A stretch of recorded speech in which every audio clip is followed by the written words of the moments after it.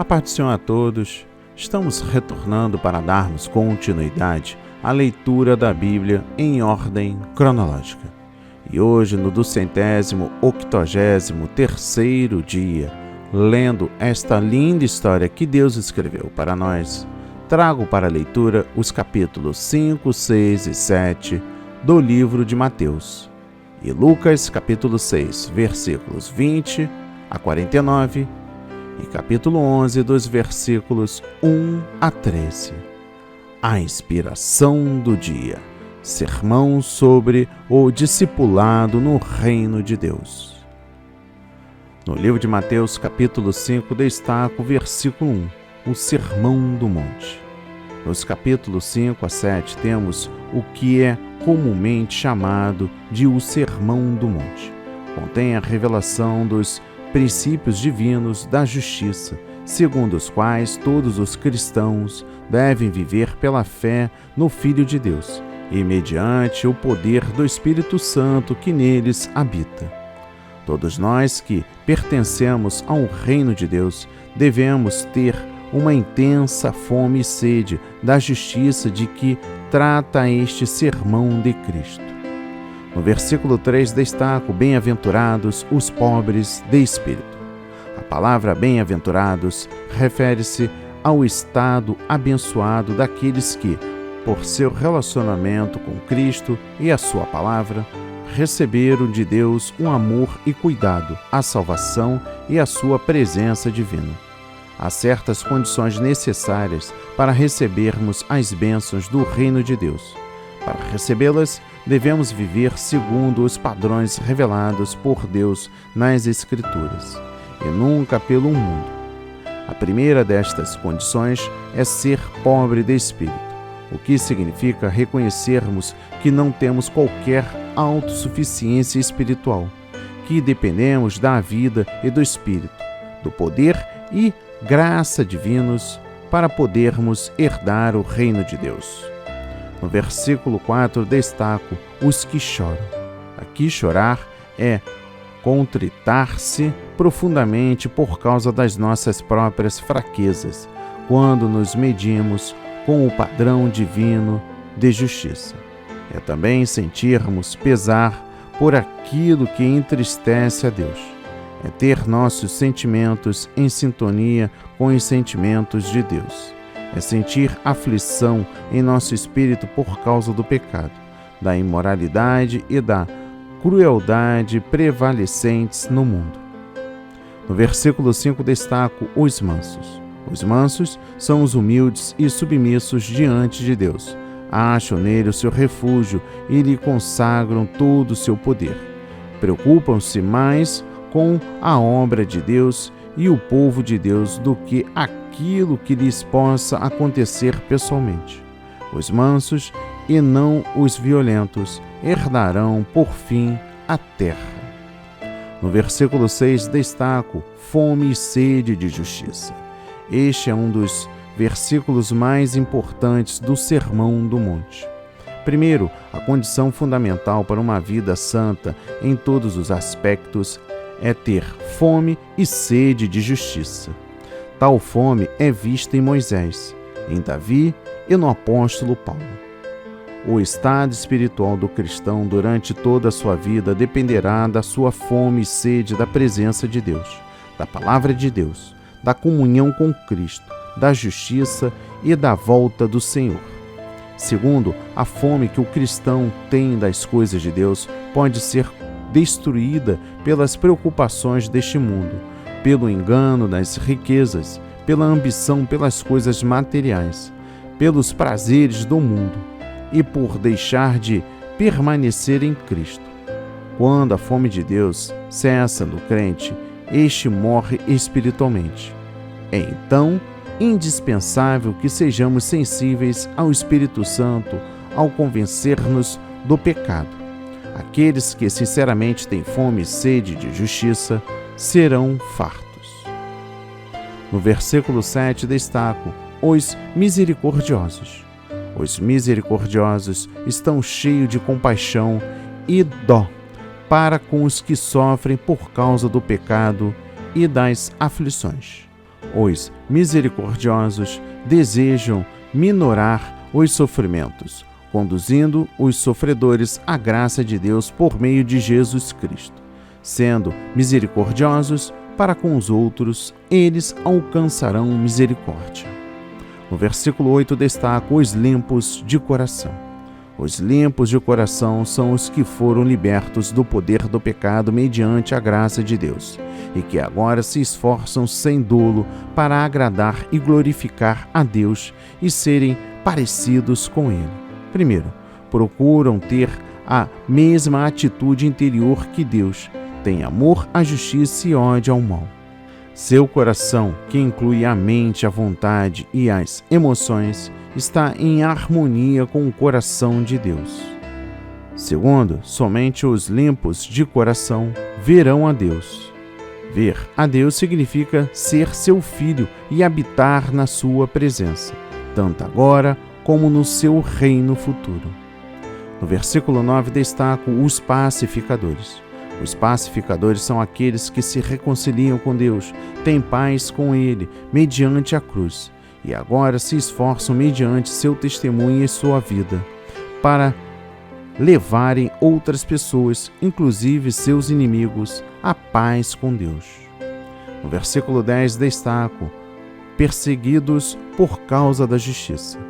Todos que procuram viver de acordo com a palavra de Deus por amor à justiça sofrerão perseguição.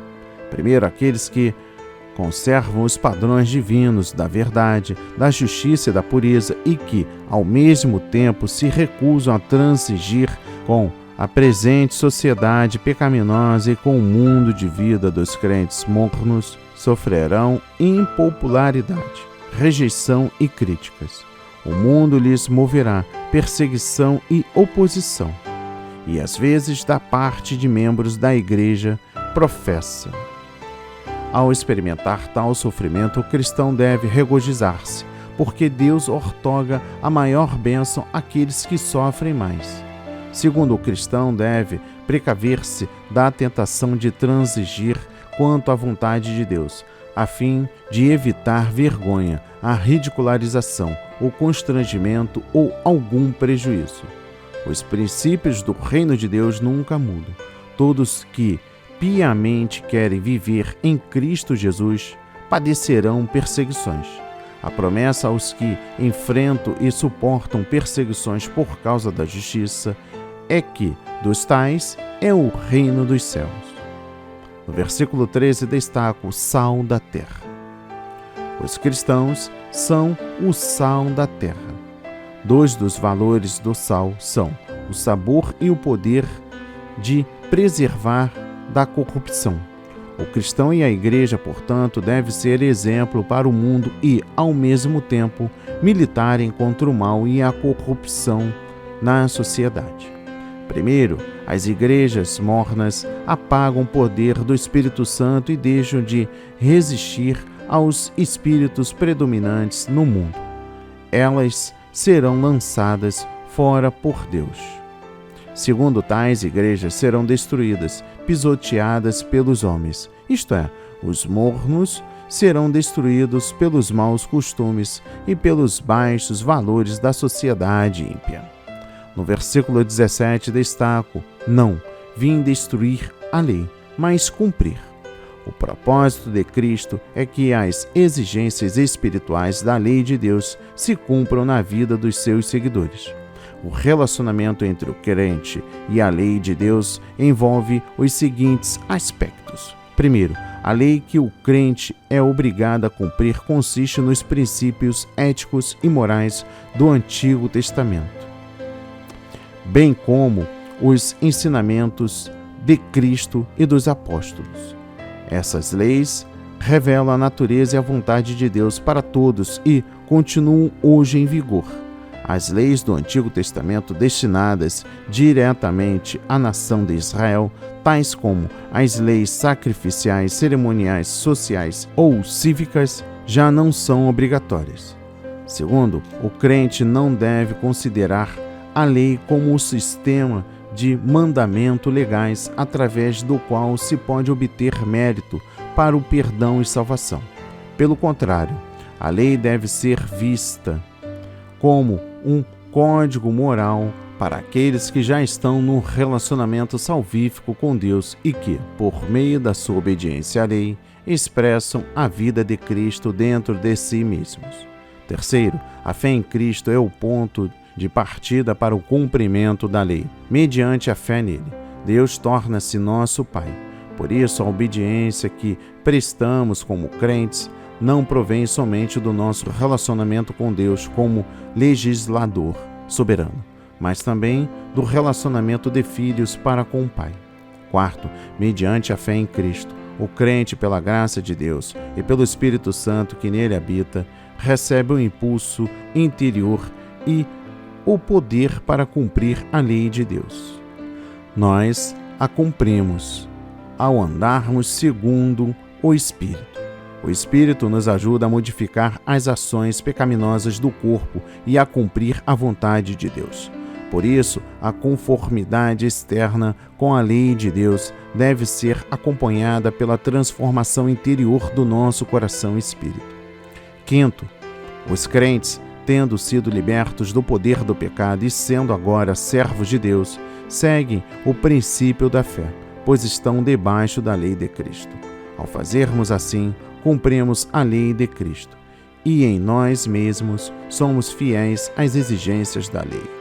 Sexto, Jesus ensinava enfaticamente que cumprir a vontade do seu Pai Celeste é uma condição permanente para a entrada no reino dos céus. No versículo 19 destaco: grande no reino. A posição do crente no reino dos céus dependerá da sua atitude aqui para com a lei de Deus e da sua prática em ensino. A medida da nossa fidelidade a Deus aqui determinará a medida da nossa grandeza no céu. No versículo 20 destaco: se a vossa justiça. A justiça dos escribas e dos fariseus era exclusivamente exterior. Eles observavam muitas regras, oravam, cantavam, jejuavam, liam as Escrituras e frequentavam os cultos nas sinagogas. No entanto, substituíam as atitudes interiores corretas pelas aparências externas. Jesus declara aqui que a justiça que Deus requer do crente vai além disso. O coração e o espírito, não somente os atos externos, devem conformar-se com a vontade de Deus na fé e no amor. No versículo 22 destaco: se encolerizar, raca, louco. Jesus não se refere à ira justa contra os ímpios e iníquos. Ele condena o ódio vingativo que deseja de modo injusto a morte de outra pessoa. Raca é um termo de desprezo que provavelmente significa tolo, estúpido. Chamar alguém de louco com ira e desprezo pode indicar um tipo de atitude de coração, conducente ao perigo do fogo do inferno. No versículo 28 destaco: atentar numa mulher para a cobiçar. Trata-se da cobiça carnal ou concupiscência. O que Cristo condena aqui não é o pensamento repentino que Satanás pode colocar na mente de uma pessoa, nem um desejo impróprio que surge de repente. Trata-se, pelo contrário, de um pensamento ou desejo errado, aprovado pela nossa vontade. É um desejo imoral que a pessoa procurará realizar caso surja a oportunidade. O desejo íntimo de prazer sexual ilícito, imaginado e não resistido, é pecado. Primeiro, o cristão deve tomar muito cuidado para não admirar cenas imorais como as de filmes e a da literatura pornográfica. Segundo, quando a manter a pureza sexual, a mulher, igualmente como o homem, tem responsabilidade. A mulher cristã deve tomar cuidado para não se vestir de modo a atrair a tentação para o corpo e, deste modo, originar tentação no homem e instigar a concupiscência. Vestir-se com imodésia é pecado. No versículo 39 destaco: não resistais ao mal. Jesus não está falando contra a administração da correta justiça aos malfeitores. Os versículos que seguem indicam que ele se refere ao caso de amarmos os nossos inimigos. Não devemos reagir com espírito de ódio contra o mal praticado contra nós, mas de maneira que demonstre que possuímos valores centrados em Cristo e no seu reino. Nosso tratamento para com aqueles que nos fazem mal deve ser de tal modo que os leve a aceitar Cristo como seu Salvador. No capítulo 6, destaca o versículo 1, atos de justiça diante dos homens. O princípio aqui em evidência tem a ver com o motivo para o cristão praticar o que é justo. Se o crente, seja leigo ou ministro, faz o bem para ser admirado pelos homens ou por motivos egoístas, perderá seu galardão e louvor da parte de Deus. Em vez disso, será desmascarado como hipócrita, porque, sob o disfarce de glorificar a Deus, o que ele realmente busca era glória para si mesmo. O motivo subjacente no coração é um desafio para muitas das atividades cristãs contemporâneas, inclusive a competição por grandeza, a propaganda enganada do sucesso e do desejo egoísta de ser o primeiro ou melhor. No versículo 6 destaco: tu, quando orais, todo filho de Deus deve ter um lugar para estar a sós com Deus, a fim de buscá-lo. Sem isso, a oração secreta não terá a duração desejada ou será algo casual. Jesus tinha seus lugares secretos para orar. Nós também devemos disciplinar nossa vida a fim de mantermos nossa comunhão com Deus e demonstrar nosso amor por Ele. A oração secreta é especialmente importante. Primeiro, de manhã cedo, para dedicarmos a Deus o nosso dia. Segundo, no fim da tarde, para render-lhe graças por suas misericórdias. E terceiro, nos momentos em que o Espírito nos impulsiona a orar.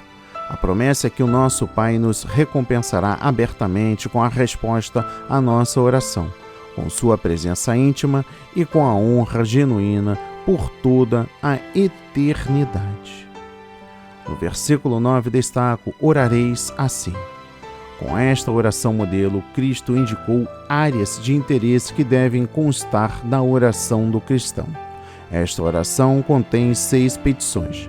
3 dizem respeito à santidade e à vontade de Deus, e 3 dizem respeito às nossas necessidades pessoais. A brevidade desta oração não significa que devemos ser breves quando oramos. Às vezes, Cristo orava a noite inteira. No versículo 9 ainda, destaca o Pai Nosso nos céus. A oração envolve a adoração ao Pai Celestial. Primeiro, como Pai, Deus nos ama, cuida de nós e anela comunhão e intimidade conosco. Em Cristo temos acesso ao Pai, em todo o tempo, para adorá-lo e expressar-lhe as nossas necessidades. Segundo, Deus como nosso Pai não significa que Ele seja como um pai terrestre, que tolera o mal nos filhos ou que deixa de discipliná-los corretamente. Deus é um Pai Santo que se opõe terminantemente ao pecado. Ele não tolera a iniquidade, mesmo naqueles que o chamam de Pai. Seu nome deve ser santificado. Terceiro, logo como Pai Celeste, Ele pode castigar tanto quanto abençoar, reter quanto dar, agir com justiça e também com misericórdia. Sua maneira de atender seus filhos depende da nossa fé e obediência para com Ele. Ainda no versículo 9, santificado seja o teu nome. Maior empenho em nossas orações e a nossa vida deve concentrar-se na santificação do nome de Deus. É da máxima importância que o próprio Deus seja reverenciado, honrado, glorificado e exaltado. Em nossas orações e em nosso viver diário, devemos ter o máximo zelo com a reputação de Deus, da sua igreja, do seu evangelho e do seu reino. Fazer algo que cause escândalo para o nome e o caráter do Senhor é um pecado horrível que expõe à vergonha pública. No versículo 10, destaco: venha o teu reino. A oração deve ocupar-se com o reino de Deus na terra agora e com seu pleno cumprimento no futuro. Primeiro, devemos orar pela volta de Cristo e pelo estabelecimento do reino eterno de Deus no novo céu e na nova terra. Segundo, devemos orar pela presença e manifestação espiritual do reino de Deus agora. Isto inclui a operação do poder de Deus entre o seu povo para destruir as obras de Satanás, curar os enfermos, salvar os perdidos, promover a justiça e derramar o Espírito Santo sobre o seu povo. No versículo 10 destaco: seja feita a tua vontade.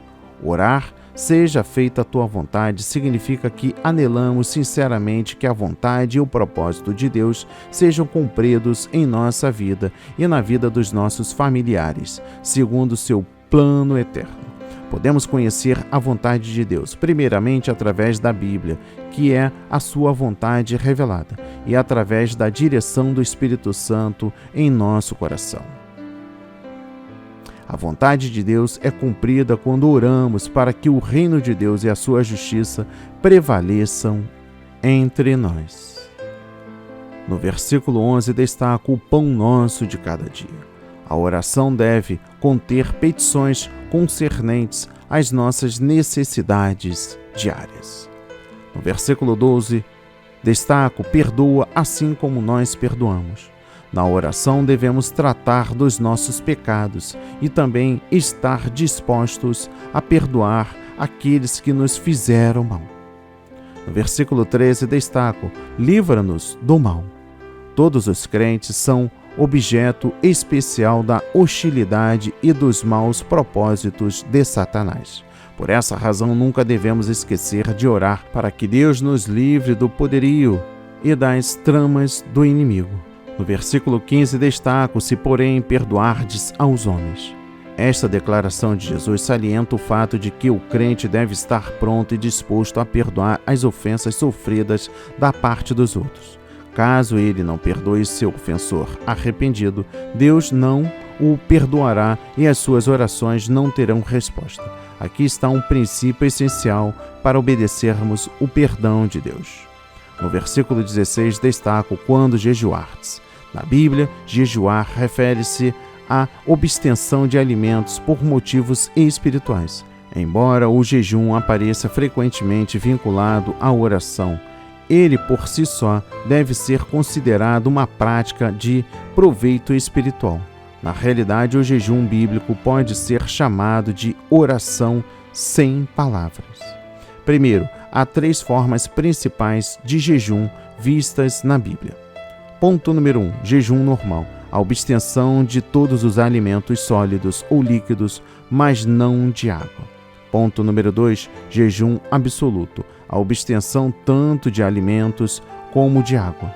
Normalmente, este tipo de jejum não deve ir além de 3 dias, pois a partir daí o organismo se desidrata, o que é muito nocivo à saúde. Moisés e Elias fizeram jejum absoluto por 40 dias, mas sob condições sobrenaturais. Ponto número 3. O jejum parcial. Uma restrição alimentar e não uma abstenção total dos alimentos. Segundo, o próprio Cristo praticava a disciplina do jejum e ensinava que a mesma devia fazer parte da vida consagrada do cristão. Além de ser um ato de preparação para sua volta, a Igreja do Novo Testamento praticava o jejum. Terceiro, o propósito do jejum com oração. Ponto número 1. Um ato para Deus, visando a sua honra. Ponto número 2. O crente humilhar-se diante de Deus, para receber mais graça e desfrutar na presença íntima de Deus. Ponto número 3. Expressar pesar por causa de pecados e fracassos pessoais contidos. Ponto número 4. Pesar por causa dos nossos pecados da Igreja, da nação e do mundo. Ponto número 5. Buscar graça divina para novas tarefas e reafirmar nossa consagração a Deus. Ponto número 6. como um meio de buscar a Deus, aproximar-nos dele, é prevalecer em oração contra as forças espirituais do mal que lutam contra nós. Ponto número 7. Como um meio de libertar almas da escravidão do mal. Ponto número 8. Demonstrar arrependimento e, assim, preparar o caminho para Deus mudar seus propósitos declarados de julgamento. Ponto número 9. Obter revelação, sabedoria e entendimento no tocante à vontade de Deus. E ponto número 10. Abrir caminho para o derramamento do Espírito e para a volta de Cristo à terra para buscar o seu povo. No versículo 24, destaco as riquezas. No original é mamon, um termo aramaico significando dinheiro ou outros bens terrenos valiosos. Jesus deixou bem claro que uma pessoa não pode, ao mesmo tempo, servir a Deus e às riquezas. Ponto número 1. Servir às riquezas é dar-lhe um valor tão alto que, ponto número 1, colocamos nela nossa confiança e fé. Ponto número 2, esperamos da parte dela nossa segurança máxima e felicidade. Ponto número 3, confiamos que ela garantirá o nosso futuro. E ponto número 4, a buscamos mais do que o reino de Deus e a sua justiça.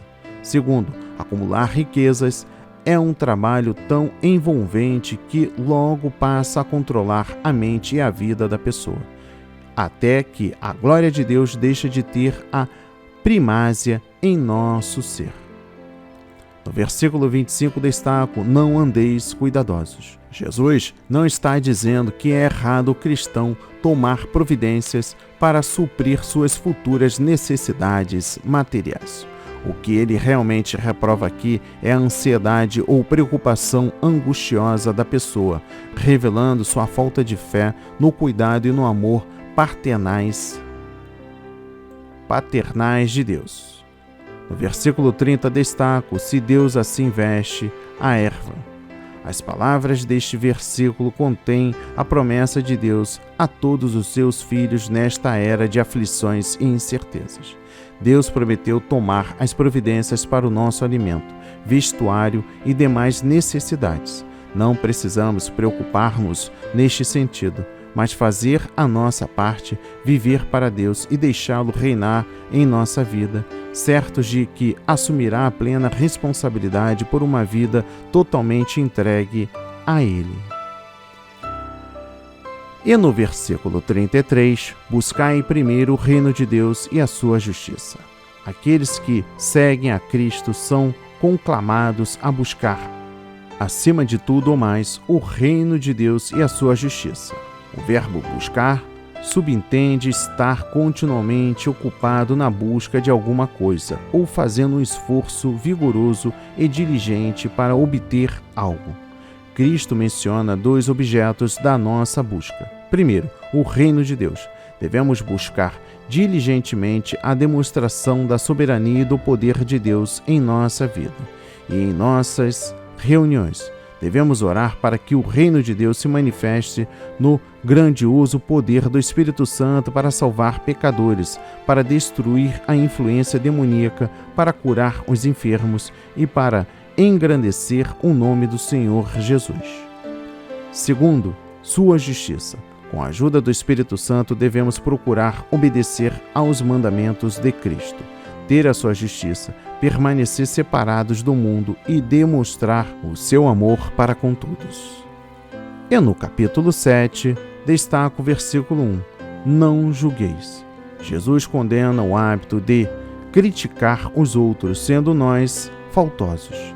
O crente deve primeiramente submeter-se ao justo padrão de Deus, antes de pensar em examinar e influenciar a conduta de outros cristãos. Primeiro, Cristo está aqui abolindo a necessidade de exercício de discernimento e de fazermos avaliação dos pecados dos outros. O crente é ordenado a identificar falsos ministros da igreja, avaliar o caráter de certas pessoas. Segundo, Mateus 7, versículo 1, não deve servir de desculpa para a omissão do exercício da disciplina eclesiástica. Dos versículos 7 e 8 destaco pedir, buscar e bater. Jesus estimulava a perseverança na oração. Os tempos dos verbos gregos no versículo 8 indicam continuidade. Devemos continuar a pedir, a buscar e bater. Pedir, falar da consciente necessidade da confiança que Deus ouve nossa oração. Buscar, falar da fervente petição associada à submissão à vontade de Deus. Bater, fala da perseverança em buscar a Deus quando Ele não responde imediatamente. A garantia de Cristo de que o suplicante receberá o que pede baseia-se em, primeiro, buscar, em primeiro lugar, o reino de Deus. Segundo, a bondade e o amor paternais de Deus. Terceiro, orar em conformidade com a vontade de Deus. Quarto, cultivar a comunhão com Cristo. E quinto, obedecer a Cristo. No versículo 11 destaco, vosso Pai dará bens. Cristo promete que o Pai Celestial não decepcionará seus filhos. Ele nos ama com um amor maior do que aquele de um bom pai terrestre e quer que lhe peçamos tudo quanto necessitamos, pois Ele promete dar-nos o que é bom para nós. Ele deseja prover solução para os nossos problemas e o pão para nossas necessidades diárias. E mais do que tudo, Ele nos dará o Espírito Santo para estar conosco como nosso conselheiro e ajudador. No versículo 14 destaco, estreita é a porta e poucos os que a encontrem. Cristo ensinou que não devemos esperar que a maioria o siga pelo caminho que leva à vida. Primeiro, são poucos os que querem entrar pela porta humilde do verdadeiro arrependimento e em seguida negar-se a si mesmo para seguir a Jesus, esforçar-se sinceramente para obedecer os seus mandamentos, buscar zelosamente o seu reino e a sua justiça, perseverar até o fim com a verdadeira fé, pureza e amor. Segundo, Jesus, no Sermão do Monte, descreve as grandes bênçãos que pertencem aos discípulos do seu reino. Mas ele também ressalta que esses discípulos não escaparão à perseguição.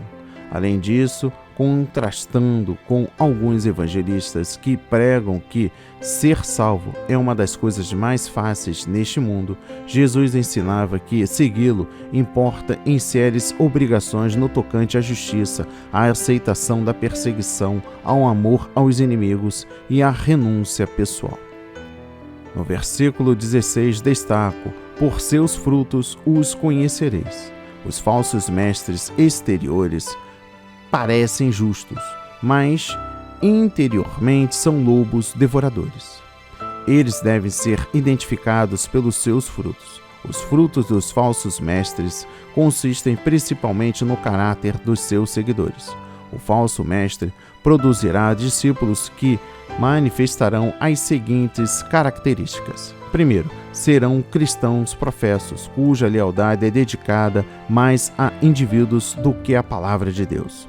Honram e servem a criatura mais do que o seu Criador.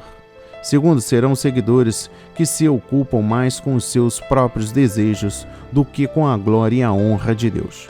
Sua doutrina será mais antropocêntrica do que teocêntrica. Terceiro, serão discípulos que aceitam doutrinas e tradições dos homens, mesmo que isso contradiga a palavra de Deus. Quarto, serão seguidores que buscam mais as experiências religiosas e as manifestações sobrenaturais do que a palavra de Deus e os seus padrões de justiça. A sua experiência religiosa ou manifestações espirituais são a sua autoridade final quanto à autenticidade da verdade, e não todo o conselho da palavra de Deus. Quinto, serão seguidores que não suportarão a sã doutrina, mas procurarão mestres que lhe ofereçam a salvação, em conjunto com o caminho largo da injustiça. No versículo 21, destaco aquele que faz a vontade de meu Pai. Jesus ensinava enfaticamente que cumprir a vontade do Pai Celestial é uma condição prévia essencial para a entrada no reino dos céus. Isso, no entanto, não significa que a pessoa pode ganhar ou merecer a salvação mediante os seus próprios esforços ou obras. Isso é verdadeiro pelas seguintes razões. Primeiro, o perdão divino o homem obtém mediante a fé e o arrependimento concedidos pela graça de Deus e a morte vicária de Cristo por nós. Segundo, a obediência à vontade de Deus requerida por Cristo é uma condição básica conducente à salvação, mas Cristo também declara ser ela uma dádiva ligada à salvação dentro do reino. Embora seja a salvação uma dádiva de Deus, o crente deve buscá-la continuamente, recebê-la e evidenciá-la mediante uma fé sincera e decidido esforço. Esse fato é visto na oração dominical e nas muitas exortações para que o crente mortifique o pecado e se apresente a Deus como sacrifício vivo. Terceiro, o crente pode fazer a vontade de Deus e viver uma vida justa em virtude dessa dádiva, isto é, a graça e o poder de Deus e a vida espiritual que lhes são comunicados, continuamente mediante Cristo. As Escrituras declaram, pela graça sois salvos por meio da fé, e isso não vem de vós, é um dom de Deus, porque somos feitura sua. Efésios 2, versículo 8 e 10. Quarto, Deus sempre torna possível a prática da obediência que Ele requer de nós. Isso é um atributo à ação redentora de Deus, porque Deus é o que opera em vós tanto o querer como o efetuar, segundo a sua vontade.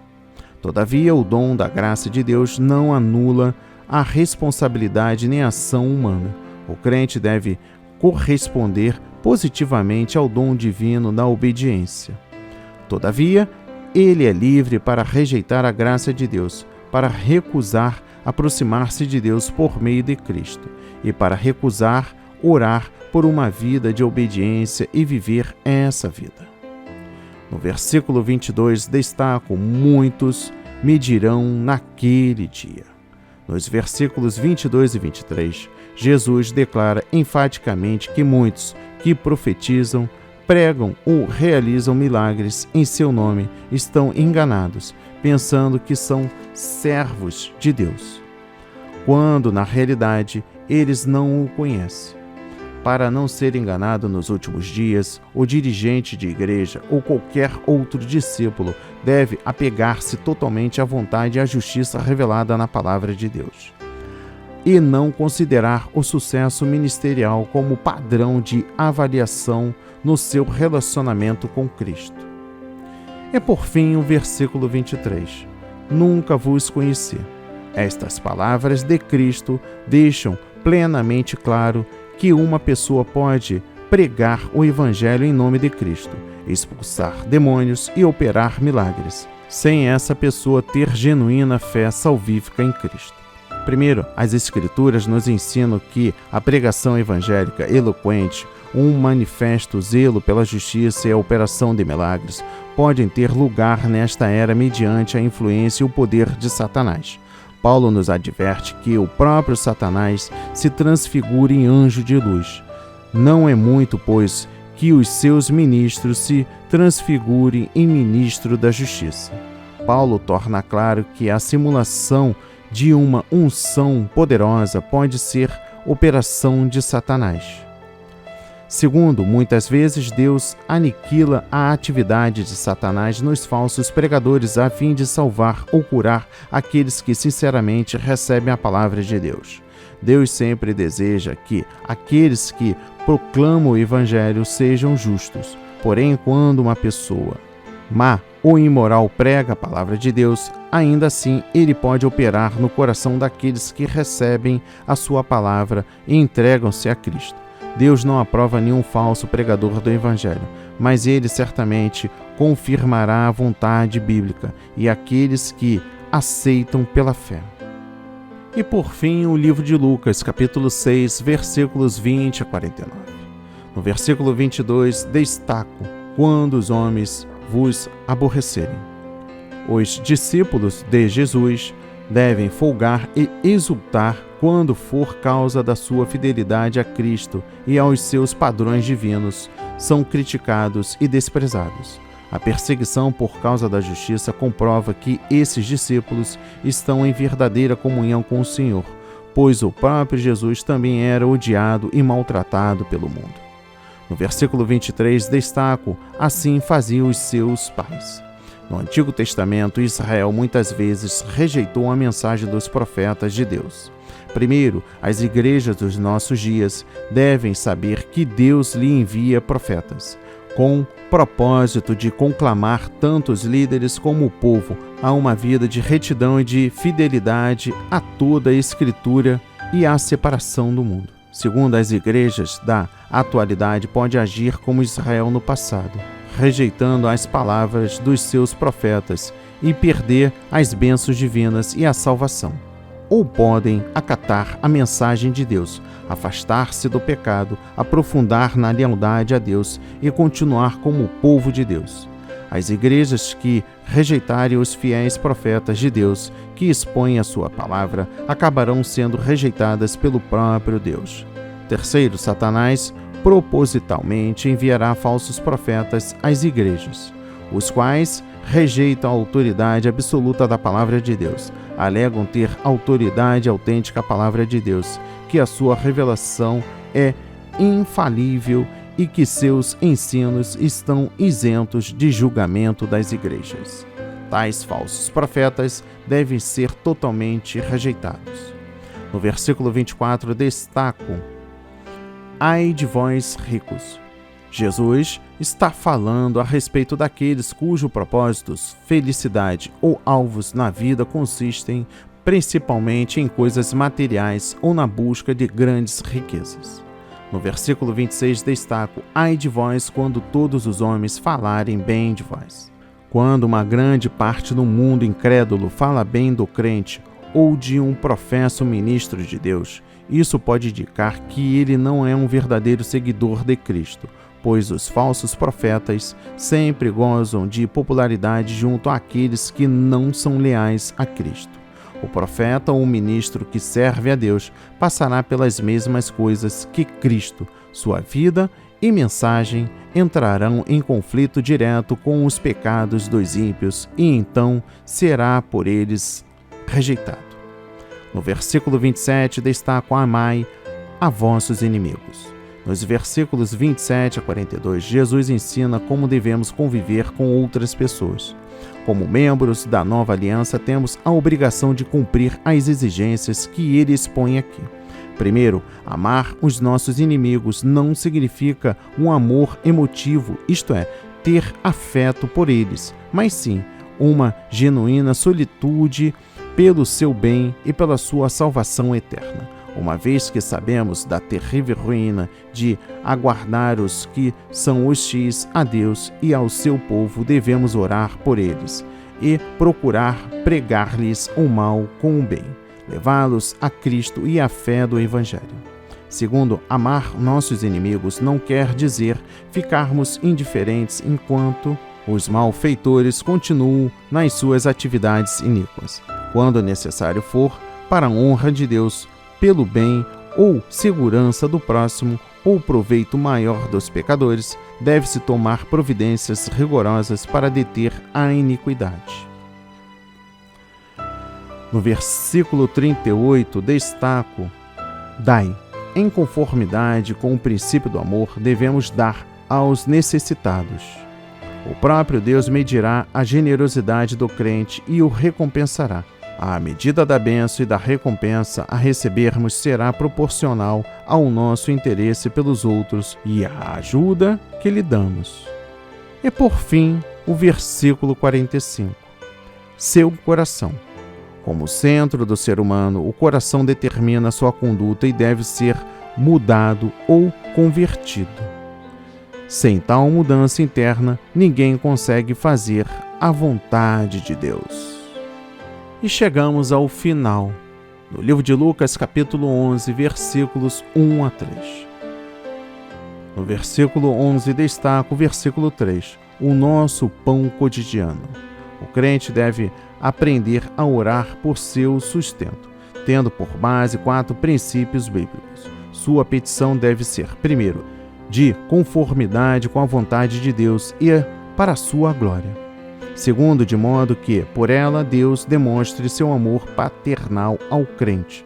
Terceiro, para suprir suas necessidades básicas e dar-lhe condições para praticar os deveres cristãos.